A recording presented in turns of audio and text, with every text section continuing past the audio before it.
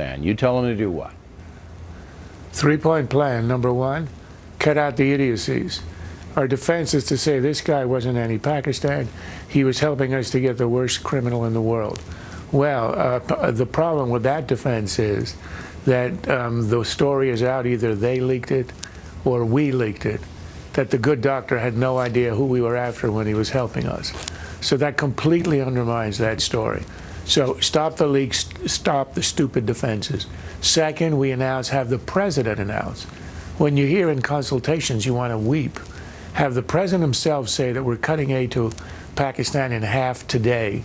If he's not released in 3 months, we're going to cut it again in half, and in 6 months, it's over. But here's the most important. Here's point 3. Say the word India. You want to get a reaction from the Pakistanis? Say the word India. Announce that the Secretary of State is going to go on a very ostentatious visit to New Delhi to cement a new strategic relationship between the United States and India. We want to announce to the Pakistanis that on 9/11 we made them the linchpin of our policy in South Asia. Colin Powell, the Secretary of State, called the president and he said, either you're going to help us with Afghanistan, you're going to cut off help to the Taliban, or we're going to begin to bomb you into the Stone Age. Pakistan reacted, became our ally. A decade later, they don't care about us, they have no respect for us. They are able to do this stuff with a good doctor, for example, with impunity. So what we tell the Pakistanis is, you understand that we're leaving? Yes. Obama essentially ran up the white flag at the NATO summit in Chicago. He said, we're out, we're not going to stay here. And the Pakistanis are calculating, Americans are gone, we can diss them as much as we want. All right, but now... However, just one thing here.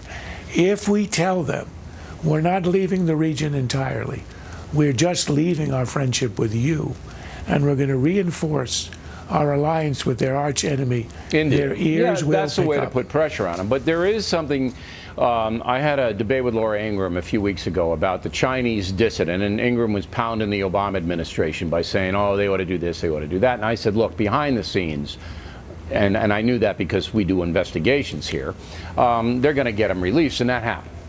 Now, what you saw in the Ed Henry soundbite was the Obama administration saying, we're consulting with them.